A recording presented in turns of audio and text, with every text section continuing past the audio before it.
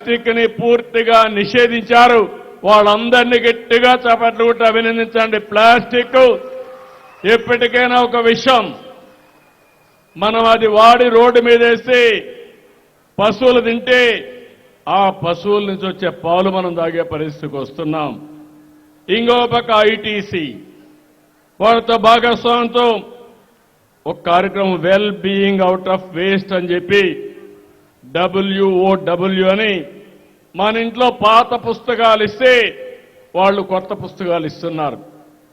పిల్లలందరికీ ఇది చాలా ఉపయోగంగా ఉంటుంది. అంటే ₹1 ఖర్చు పెట్టే పని లేకుండా కొత్త పుస్తకాలు వచ్చే పరిస్థితికి వచ్చాయని చెప్పి కూడా నేను మీకు తెలియజేస్తున్నా. స్కూల్స్ లో కొత్త కార్యక్రమం పెట్టాం. ముస్తాబు అనే ఒక కార్యక్రమం పెట్టాం. అక్కడ ఒక మిర్రర్ పెట్టాం. మీరు తల్లిదండ్రులు కూడా గుర్తుపెట్టుకోవాలి, మన పిల్లలు పరిశుభ్రంగా ఉండాలంటే, ఎలాంటి జబ్బులు రాకుండా ఉండాలంటే వాళ్ళల్లో కూడా చిన్నప్పటి నుంచే పరిశుభ్రాన్ని ఏ విధంగా మెయింటైన్ చేయాలని నేర్పించాల్సిన అవసరం ఉంది. తల సరిగా దూకోవడం, అద్దంలో చూసుకోవడం, భోంచేకి మునుపు చేయి కడుక్కోవడం, చేసిన తర్వాత చేయి కడుక్కోవడం, శుభ్రమైన బట్టలు వేసుకోవడం, మనం వాడే షూ కూడా కరెక్ట్గా వేసుకుంటే మన పిల్లల్లో నమ్మకం వస్తుంది. అందుకే రాష్ట్రం మొత్తం అంగన్వాడీలో కూడా ముస్తాబు కార్యక్రమం పెడితే బ్రహ్మాండంగా ఉందని అంగన్వాడీ టీచర్లు చెప్పే పరిస్థితికి వచ్చారు. ఈరోజు పేరెంట్స్ని కోరుతున్నా, తల్లిదండ్రులు కోరుతున్నా, మీ పిల్లలకి పరిశుభ్రత చిన్నప్పటి నుంచి నేర్పించే బాధ్యత తల్లిదండ్రులదని మరొక్కసారి విజ్ఞప్తి చేస్తున్నా.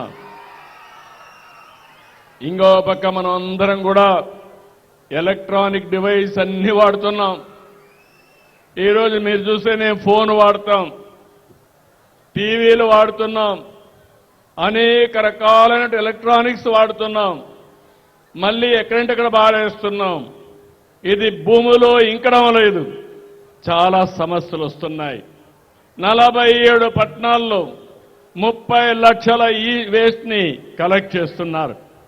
రేపు రాబోయే రోజుల్లో ఎక్కడికక్కడ 100% ఈ వేస్ట్ కలెక్ట్ చేసి దానివల్ల మీకు ప్రతిరూపంగా కొంత డబ్బులు కూడా ఇచ్చే కార్యక్రమాన్ని తీసుకొస్తాం. 13 నగరాల్లో రోడ్లన్నీ శుభ్రంగా చేయడానికి 71 భారీ స్వీపింగ్ మెషిన్లు తీసుకొస్తున్నాం. రోడ్లన్నీ మీరు గుర్తుపెట్టుకోవాలి, చెత్త క్లీన్ చేయడం ఒకటే కాదు, డస్ట్ కూడా ఉంటుంది, మట్టి ఉంటుంది. ఆ మట్టి మన లోపలికి వెళితే కాలక్రమేణా శ్వాస రోగాలు వచ్చే పరిస్థితి వస్తుంది. దాన్ని కూడా మనం ఆలోచించుకోవాల్సిన అవసరం ఉంది. నేను ఒకటే మిమ్మల్ని అందరినీ కోరుతున్నా, నేను ఎన్నిసార్లు చెప్పండి, నేనంటే బాగా అభిమానంగా ఉంటారు, కానీ నేను చెప్పింది మాత్రం కొంతమంది ఫాలో అవుతున్నారు. నేను మీ మంచి కోసం చెప్తున్నా. అందుకే గట్టిగా చెప్పండి. రాష్ట్రం మొత్తం 5 కోట్ల మంది కూడా ఫాలో అయితే నేను ఈ రాష్ట్రాన్ని నెంబర్ 1 రాష్ట్రంగా తొందరలోనే తయారు చేస్తాం. మీరు నాకేం డబ్బులు ఇవ్వాల్సిన పని లేదు, దీని మీద ఏం ట్యాక్స్లు ఇయ్యం. చెప్పింది అర్థం చేసుకొని ఇది మంచిదైతే అమలు చేస్తే, సహకారాన్ని అందిస్తే ఆటోమేటిక్గా జరుగుతుంది. ఇంకో పక్క మీరు ఒకసారి చూస్తే పట్టణాల్లో 108 మిలియన్ లీటర్లు మురుగునీరుంది. 23 పట్టణాల్లో 33 ప్లాంట్లు పెట్టాం. ఇంకొక 82 పెడతాం.